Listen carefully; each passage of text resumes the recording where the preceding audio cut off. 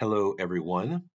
Welcome to week number 8. And in this screencast, we're going to look at identifying a journal for your manuscript. So I hope you are doing well. Now, in this week's module, you will find a letter that I wrote to your PA faculty. And what I'm doing is updating them on what's going on. So they know that you've either chosen a systematic review or a scoping review to write. And I just wanted to highlight to them what we talked about previously with the Prisma and the Prospero.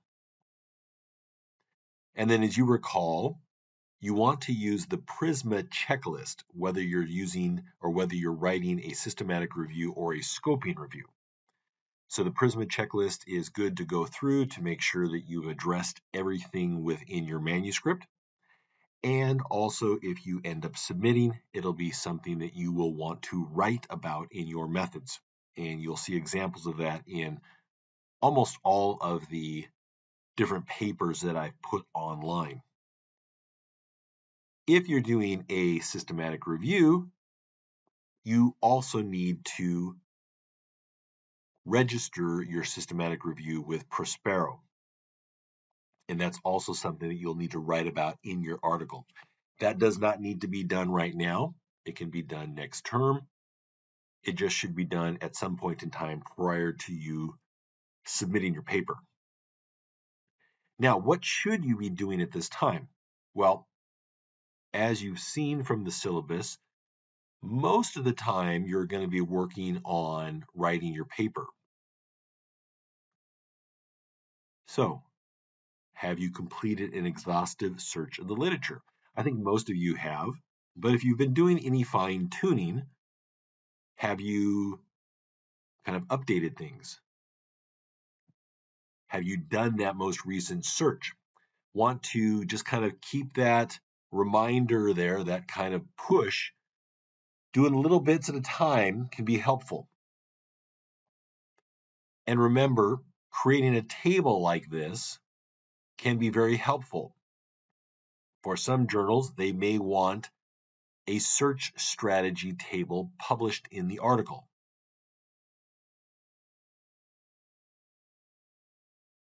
Have you started to make the tables? That could be a great starting point. I know with the major assignment 2 that we had at the end of last term, you had a table similar to this, but maybe there are additional studies that you need to include or additional medical subject headings that you need to include. You can also be working on tables like these. In each scoping review, each systematic review has tables like these, where there is the study, not necessarily an objective or a methodological review per se, but maybe a study. Let me find an example here. Here's an example, something that I did where you've got the author and then looking at what kind of groups or subject populations and then the duration of symptoms. So characteristics about the population, however you want to write it out, treatments that were performed, outcome measures, and then the outcomes. And so these are nice tables to kind of synthesize your information. So coming back to here, have you started to make tables? And if so, are you feeling stuck about what to do next? So if you're feeling stuck, start to work on the results section based upon your tables. So what do I mean by that? Well, in this particular paper, I was comparing the use of a motor control strategy, so a specific exercise strategy that's reported to improve the effectiveness of muscle contractions of certain muscles of the spine, in separation from other muscles. It doesn't work. It's not true. That's the motor control approach. And then there is the general exercise approach. And so we were comparing these two strategies for improving pain in patients with low back pain. So in my tables, I had a table related to the motor control exercise approach, and then a table related to the general exercise approach. And in the results section, I talked about kind of the information about the motor control approach. So studies kind of describing them, what occurred. And this can be summarized, and there's some good examples in your in Canvas, where you're not talking in great detail about each study, but maybe summarizing the findings. For example, with the motor control approach, if you think about that as intervention one, could say something to the effect that the motor control approach was effective at reducing pain and disability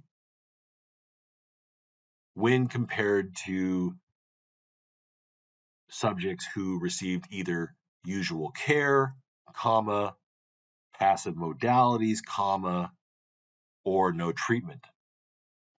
And then I could have 2 or 3 more sentences that explain some of the details of the motor control approach. And then the other section was the general exercise approach, and I described then the comparisons there. So that's what something, that's intervention 2. So you could discuss those comparisons.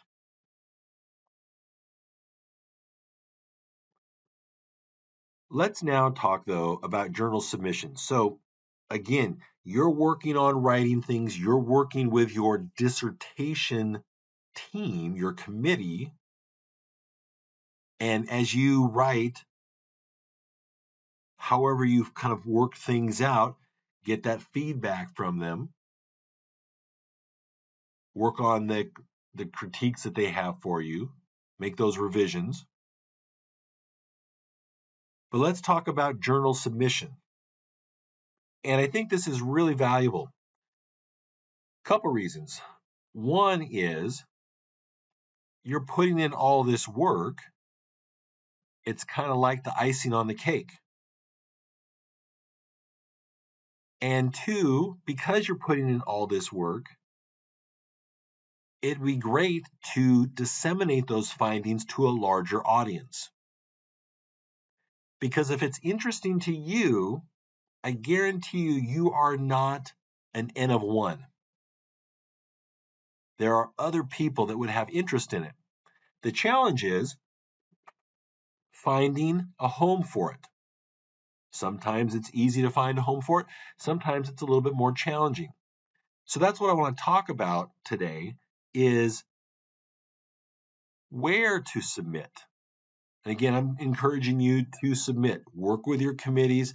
That's partly what the letter is to your PA faculty, is to highlight that I'm really trying to encourage you and push you in that route. Now, again, ultimately, it's up to you and your committee, and it won't hurt my feelings one way or the other if you don't, but I think it's a great thing to do, and it's a great experience. Where to submit, though, or who to consider submitting to, and when I say who here, I'm meaning who in the context of the journal. That's the interesting thing. So the first slide here is what is available via your professional membership. So if you are a member of your professional body, there are likely journals that are a component of that professional membership. Part of my professional membership with the American Physical Therapy Association, and specifically the American Academy of Sports Physical Therapy, is access to these 3 journals. There's the Journal of Orthopedic and Sports Physical Therapy, Sports Health, which is a collaboration between physical therapists, athletic trainers, and orthopedic surgeons, and then the International Journal of Sports Physical Therapy. Oftentimes, I would consider submitting some of my sports epidemiology stuff here first. And I've published in both IJSPT and Sports Health. I've yet to submit to the Journal of Orthopedic and Sports Physical Therapy. So that's one option, is to look at the journals that your professional body offers. I don't know how extensive that is for physician assistants. I am familiar with the journal for your professional body, but I don't know how many different journals there are out there. I imagine many of the journals would be specific to the specialty of interest that you're going to go into in the future, whether that is sports medicine, whether that's family medicine, primary care, pediatrics, whatever it may be. So I gave the example previously of these three journals that are related to sports rehabilitation. There are numerous journals, though, out there related to sports sciences or sports medicine. So I Googled impact factor in sports medicine. I'll talk about what impact factor means here in a little bit. But just using those words, I was able to go to the first link on Google, the first thing presented, and it took me to this website, and it's a list of journals. And there are over 80 journals ranked in sports sciences. And you can read some of the names there. Maybe you're familiar with some of them if you're interested in the sports medicine world. We've got the British Journal of Sports Medicine. There's Sports Medicine number 3. Look at that. Number 4, the Journal of Orthopedic and Sports Physical Therapy. Down at number 9, the American Journal of Sports Medicine. And number 10, arthroscopy. If you were to look at the whole list, again, over 80 of them, probably closer to 100 because there are several journals that are tied. So there's a lot of potential journals that I could submit to. And in that top 10 there, for example, I've only submitted to biology of sport and got rejected from the one submission I did there. I'm really surprised biology of sport is there. That just blows my mind. Nobody talks about biology of sport. Well, why is biology of sport up there? Or why are any of those journals ranked high or higher than the other 80 to 100? Well, the impact factor, it is used to measure the importance or the ranking of a journal by calculating the times its articles are cited. And so it's calculated based upon a 2-year period and involves dividing the number of times articles were cited by the number of articles that are citable. So basically, it's how hot are the topics that you're publishing, and are those articles influencing others or are being cited by others? So it's kind of like the cutting edge stuff, the stuff that's really popular for people. Now, how important is the impact factor? Here's one of my first papers published from my dissertation back in 2013. And what you can see here, according to ResearchGate, is it's been cited 143 times. So that's kind of cool. That feels cool. It was published back in 2013. That seems like a lot of citations. Does that mean that the International Journal of Sports Physical Therapy, who published it, is impactful? Well, if you were to go to this list, I couldn't find the International Journal of Sports Physical Therapy on the list. I don't know why that is. I don't know if they have not met certain criteria to be ranked. I just don't know. But this paper has been found and cited 143 times. Had this paper been, and well, I should say this, that 143 times doesn't mean that it's been cited, though, in a 2-year time period that would be of any value to the journal. It's just been cited over and over again since 2013, over the past 11 years. Here's a more recent paper published in January of 2019 in the International Journal of Sports Physiology and Performance. It's been cited 27 times, but it's on probably a hotter topic, blood flow restriction training. And what we can see is it was published in a journal that ranks at 23, or tied for ranking at 23 at this time. So basically, this journal is publishing papers like this that are getting cited frequently and early on. So what's my point of all this? Well, finding a ranking of journals for a particular topic can provide a listing of journals that devote space potentially to your manuscript topic of interest. Now, higher ranked journals are ranked higher because they are publishing studies that are cited a lot within a couple year time period. In other words, they are publishing data on a topic that's getting a lot of attention in the literature. Now, if your topic is one that's getting a lot of attention in the literature, you might consider submitting to a higher ranked journal. If not, there is absolutely nothing wrong with submitting to a lower ranked journal. Now, most people do not care about a journal's ranking. Who's going to care about it? Well, some editorial teams are going to care about it, right? They're going to feel really good, like the Journal of Orthopedic and Sports Physical Therapy, which is one of my profession's journals, is ranked number 4 in sports sciences. That's really impressive. I bet the editorial team feels good about that. However, does an orthopedic surgeon really care what's published in the Journal of Orthopedic and Sports Physical Therapy? Or does an orthopedic PA care what's published in JOSPT? Maybe not. Right? It just gets back to how many times are papers being cited? So how impactful is it? And there are probably a handful of researchers that are out there. I know of one guy that he would only submit his papers to journals that were in the top 20 of sports medicine. I don't think most people care. They try to go for something that is really reputable, something that has a wide reach.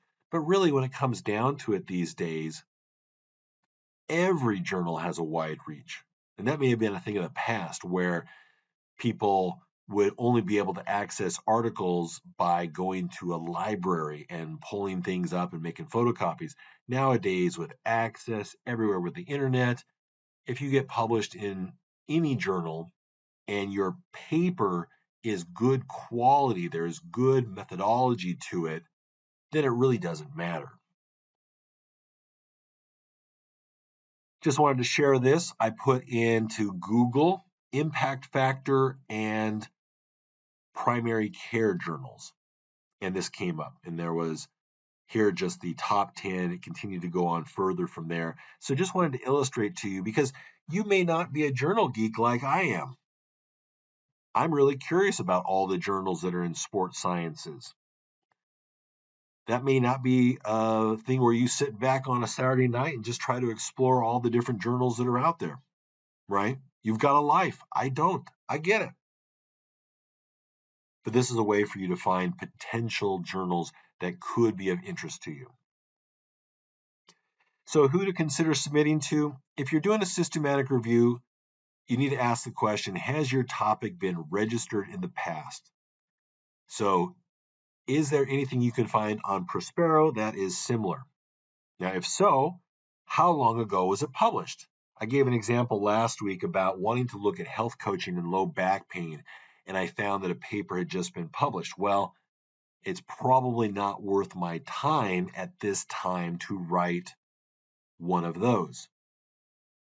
Or at least I'd want to be aware of what journal not to submit to, and I'd want to be aware of the content of that article because maybe there's a slightly different question I could take, or maybe there's new research that's come out that I could use to update things. So it's good to know what those articles are, take a look at them. And again, what journal was it published in? Likely best not to submit your paper there. Now, who to consider submitting to? Again, I gave some examples by using the term impact factor and whatever specialty of interest. You could also do something like this. Type in research journals for physician assistants. And so then you're going to get the journals that are the primary professional journals or primary peer-reviewed journals for your profession. And then you could also try things like this. Research journals for supplements. I think someone is looking at mental health status and supplementation. Well, there are the potential mental health journals that you could submit to, but what about journals related to supplementation or supplements? So lots of different things that are out there. Finally, as you explore different journals, make sure that the journal will accept a submission of a systematic review. And so you would go to that journal's website, look for the submission guidelines, or just Google, like in this case, the journal Sports Health. I Googled sports health and submission guidelines, and I was able to go right to the page and find out that they accept systematic reviews. Most journals, from my experience, do, but you wouldn't want to waste your time and effort formatting something for a particular journal if they didn't do that. So for this week, you've got a forum to do. Please identify 3 potential journals to submit to. That's it. That is your assignment for the week. Have a good one.